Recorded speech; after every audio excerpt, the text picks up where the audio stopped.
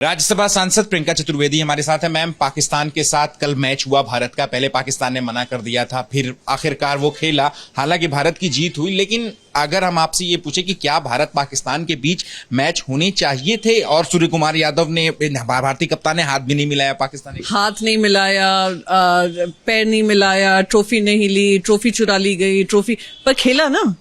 दिक्कत मेरी उससे नहीं है कि क्या यू टर्न हुआ, किसने किसको रौंधा। दिक्कत मेरी ये है कि क्रिकेट मैच होना ही क्यों है।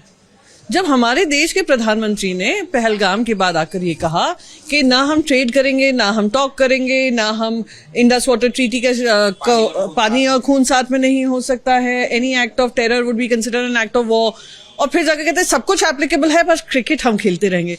क्रिकेट ये नेशनल इंटरेस्ट के ऊपर रखकर प्रॉफिटेबिलिटी को रखा गया, उसके ऊपर ये क्या मैच हुआ मैं तो देख भी नहीं रही हूँ। आप लोग एंजॉय कर रहे होंगे, आपको एंजॉय कर रहे होंगे, पर उन 26 परिवारों से पूछिए जो लगातार कह रहे थे ये मैच नहीं होना चाहिए। 26 और वो पहलगाम के बाद फिर से रेड फोर्ट पे अटैक हुआ, तो उन 26 परिवारों के पास कितना बीसीसीआई गया, कितने हमारे क्रिकेटर्स जाकर उनके मरहम लगाया उसको जाकर उन्होंने सुखाने का काम किया होगा, क्या शब्दों का कुछ कहा होगा। हमने हैंडशेक नहीं किया, इससे हमें गर्व होना चाहिए, हमें शर्म आनी चाहिए। क्या मैच खेल रहे हैं, हमारा कब भी वो लोग चुरा ले गए हैं, फिर भी हम कुछ नहीं कह रहे। So I think I am personally, मेरी शुरू से ही बात रही है और मुद्दा रहा है कि अगर there is no talk with terror, there is no trade with terror, खून और पानी एक साथ नहीं बह सकता है, and all the dialogues that were given, it should be implemented on all platforms in every format, in every vertical of what we do with regards to Pakistan. इस राज्य का प्रतिनिधित्व आप करती हैं मैम। महाराष्ट्र में कांग्रेस चीफ हर्षवर्धन सपकाल ने टीपू सुल्तान को समकक्ष बता दिया छत्रपति शिवाजी महाराज के। इसको लेकर के कई सारी कंट्रोवर्सी और आज बाकायदा जो है प्रदर्शन बीजेपी की तरफ से बहुत बड़े। छत्रपति शिवाजी महाराज हमारे राज्य के लिए आराध्य देव हैं और उनकी तुलना किसी से नहीं हो सकती। ऐसा है भगवान श्री राम की तुलना आप किसी और से करें, कोई तुलना ही नहीं है, कोई कंपैरिजन ही नहीं है। पर जो राजनीतिकरण भारतीय जनता पार्टी की तरफ से आ रहा है, मैं बता रही हूँ क्यों आ रहा है।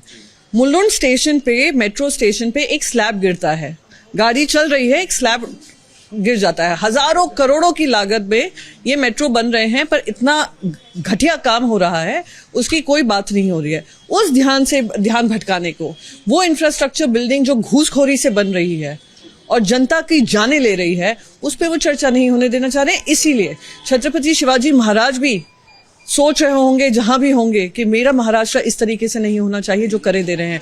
उनके नाम से आप अपनी राजनीति कर रहे हैं, उसकी आपको शर्म आनी चाहिए। दो छोटे से सवाल आरएसएस के ऊपर है कि आरएसएस चीफ मोहन भागवत ने अभी से ही संदेश दे दिया है और कहा है कि हमें जाति की चिंता नहीं करनी चाहिए, जबकि बड़े हिंदू समाज के लिए काम करना चाहिए, और समाज में अगर सद्भावना नहीं रहेगी तो कानून और पुलिस के बावजूद समाज नहीं चलेगा। वो जरा धर्मेंद्र प्रधान जी को बोलें, वो देश के प्रधानमंत्री को बोलें। देश के प्रधानमंत्री लगातार क्या करें। कल ही अमित शाह जी ने क्या बयान दिया है।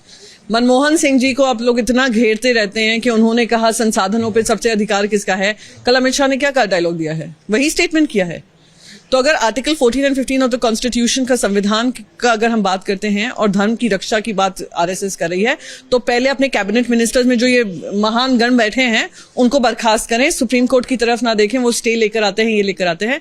यूजीसी गाइडलाइंस का जो विरोध हुआ है वो इसी वजह से हुआ है, क्योंकि वही आप जात की राजनीति, वही धर्म की राजनीति आप कैंपसेस में ला रहे हैं, वो जहर घोल रहे हैं। एक आखिरी सवाल है मैम कि आरएसएस की ही तुलना जो है वो अब प्रियांक खड़गे ने शैतान से कर दी, और उन्होंने कहा है कि शैतान की परछाई से लड़ रहे हैं। अगर बीजेपी से लड़ रहे हैं, बीजेपी को शैतान की परछाई कहा है, अगर लड़ना है तो फिर शैतान आरएसएस से। मैं अब सबके ऊपर कमेंट्री तो दे नहीं सकती हूँ। जो देश के ज्वलंत मुद्दे हैं उस पर आप मुझसे सवाल पूछ लेंगे तो बढ़िया है। आरएसएस ने जो कहा जातियों को लेकर, मैंने इसलिए इसका जवाब दिया क्योंकि हम ये देख रहे हैं कि जहर कैसे कैंपसेस इन सब पे खोला जा रहा है, किस तरीके से कहा जा रहा है संसाधन पे अधिकार किसका है। संसाधनों पे अधिकार सभी देशवासियों का है। इसमें ध्रुवीकरण जो अमित शाह जी कर रहे हैं अपने भाषण के माध्यम से, जिसका कम्युनिटी नोट भी चेकिंग ट्विटर पे हुई है, उस पर ध्यान रखें। शुक्रिया बात करने के लिए। कैमरा पर्सन राजेश कुमार मीना के साथ अहमद बिलाल, एबीपी न्यूज, दिल्ली।